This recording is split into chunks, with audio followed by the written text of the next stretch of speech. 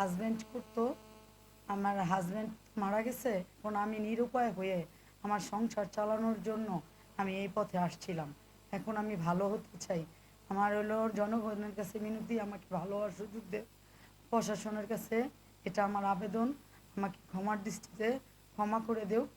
জানি এই মাদকের সাথে আর জড়িত থাকবো না। আমি সেজন্য আপনাদের কাছে বিরতি জানাচ্ছি।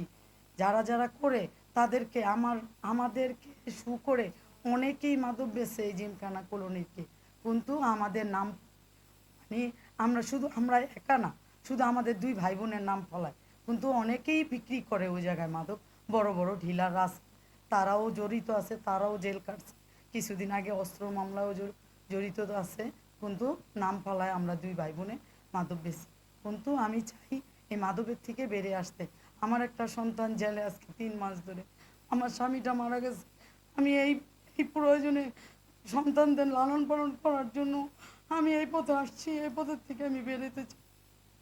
আমি একটা ভালো দরকার মানুষের বাসায় কাজ করি, সমস্যা কি আছে? মানুষ করে না, কাজ করে সংসার চালায় না। এগুলোর ভিতরে জড়িত ছিলাম শাহ আলম, এই আলম চান, এই দুইজনের জড়িত ছিলাম।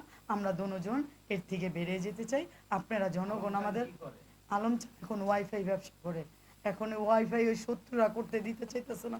এই জন্য বিদয় আমাদের ওই এলাকা থেকে উৎক্ষেপ করে আমাদের ঘর দুয়ার, আমাদের এই যে দোকানপাট তারা দখল করার জন্য আমাদের উৎক্ষেপ করে দিচ্ছে।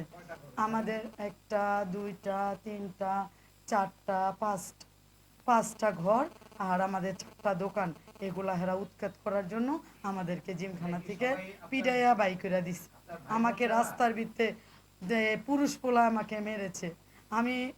আমাকে ভালোভাবে বলতো যে আপনি এই ব্যবসা ছেড়ে দেন, আমাকে কোনো উদ্যোগ নিয়ে বলে নাই তারা যে এই ব্যবসা আপনারা করেন না। কিন্তু শুধু শুধু আমাকে রাস্তায় অনেকগুলা পুরুষ পোলা আমাকে মারধর করে আমাদের এলাকার থেকে বের করে দিয়েছে। আমি তাদের কাছে মিনতি জানাই প্রশাসনের কাছে যে আমাকে ভালো সুযোগ দেয়। আর কারা কারা মাদক বিক্রি করে তারা তাদের ধরুক, আমি ভালো হয়ে যেতে চাই। আমার ভাই, আমি ভালো হয়ে যেতে চাই। কি আমার আমার দুলা বাবা ভাই একটু সাধু যেরকম মাজার ভক্ত আছে না ল্যাংটার মেলার, সে এরকম আছিল। তারা তো একটু এই গাঁজা টাজা খায়। সে ওই গাঁজা টাজা সে খাইতো, করতো এটা, সে বুঝছেন? সে করতো টুকটাক গাঁজা খাইতো, খুঁইতো টুক করতো। কারণ আমি যেরকম আমার সে পেটের মহিলা গেছে দায় 6 মাস হয়েছে, আমার বোনে আপা পোলামাইয়া তো পালতে হবে, সেই কারণে আমার বোনে টুকটাক করছে। আমি বিক্রি করতাম, আমি মাসখানিকের উপরে হইবে বন্ধ করে দিছি। এটা এলাকার সবাই জানে, এরা জানে। আর যারা এই কমিটি করতে চাইছে হ্যাঁ তাদের আমাদের সাথে টাকা দিয়ে করাইতো। তাদের সাথে এই মাদক ব্যবসায়ী আরো অনেকজন জড়িত আছে, তারা নিজেরাই আছে। আরেকজন আছে শামীম ওসমান সাহেবের এই রাইফেল খেলা যে কাজ কাজ করতো, স্বপন মিয়া, স্বপন, সে সহ জড়িত। এই শামীম ওসমান সাহেবের লগে থাকতো, নিজে সবসময় হ্যাঁ হ্যাঁ, স্বামী দুই মানুষ ভাইও কাজ ব্যবসায়ী। কাম হ্যাঁ করতো। ওই মারামারিটা হয়েছিল শুধু আমার আমার ভাইয়ের কাজ। ঘরের সাথে একটা সুদের ব্যবসা ছিল, ঠিক আছে? ওই ব্যবসার সাথে আমার ভাই ঘুমাইতেছে, উনি টিভি জোরে চালাইতেছে, এই কারণে আমার ভাইয়ের সাথে ঝগড়া হয়েছে। ওই ঝগড়াটার একটা ইস্যু কইরা পুরনো শত্রু লয়ে আমার বোনের সাথে যেরকম ঝগড়া লাগিয়া রাস্তায় মারছে। আমাদের একটা মাদক ব্যবসায়ী বানায়া আমার বোনের গায়ে হাত তুলছে, মারধর করছে।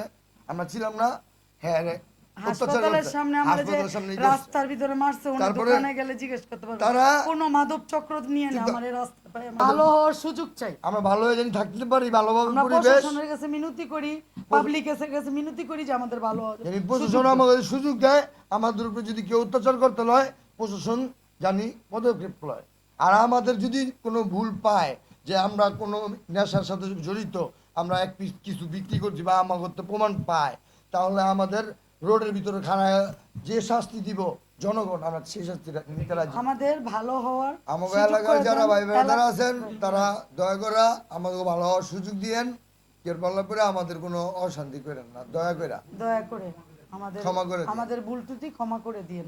জনগণের কাছে, প্রশাসনের কাছে এটাই আমাদের আবেদন।